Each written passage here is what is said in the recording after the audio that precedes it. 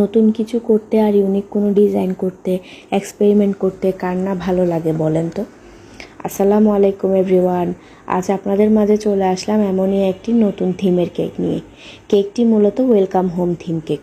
Welcome cake আমি আগে অনেকবার করলেও এটা আমার কাছে প্রথমবার করা, কেননা এই কেকটি যে নিয়েছিল সে মূলত তার ভাইয়া বিদেশ থেকে আসার উপলক্ষেই নিয়েছিল। কেকটি সে খুব ভোরবেলায় এয়ারপোর্ট থেকে যাওয়ার পথে রিসিভ করেছিল। তো এই তো এখানে আমি প্রতিবারের মতো একটি চকলেট কেককে 3টা লেয়ারে কেটে কেকের উপরে সুগার সিরাপ এবং চকলেট ক্রিম দিয়েছি। চকলেট ক্রিমের উপরে আমি ডার্ক চকলেট গানাশ দিয়ে কেকটিকে 3টা লেয়ারে বসিয়ে সেট হতে দিয়েছি এবং 20 মিনিটের জন্য ফ্রিজে ক্রাম কোডিং করে রেখে দিয়েছি। এরপরে এই যে ফ্রিজ থেকে বের করে আমি কেকটিকে একটি সুন্দর ফিনিশিং দিয়ে নিয়েছি হোয়াইট কালার ক্রিম দিয়ে। হোয়াইট কালার ক্রিম দিয়ে ফিনিশিং দিয়ে দেওয়ার পরে কেকের উপরে আমি স্কাই ব্লু কালারের একটি শেড করে নিয়েছি।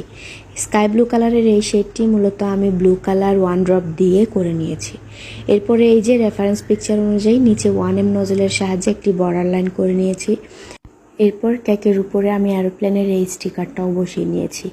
এরপরে এই যে এখানে আমি একটি বাংলাদেশের পতাকা আর একটি সৌদি আরবের পতাকা বসিয়ে দিয়েছি। এরপর এই তো আমার কেকটি এখন প্রায় শেষের দিকে। এখানে আমি sugar ball, white colour sugar ball দিয়ে এরপরে কাস্টমারের দেয়া নাম অনুযায়ী নামটিকে আমি ফন্ডেন্টের উপর লিখে এই পতাকার দুই পাশে আমি সেট করে নিয়েছি।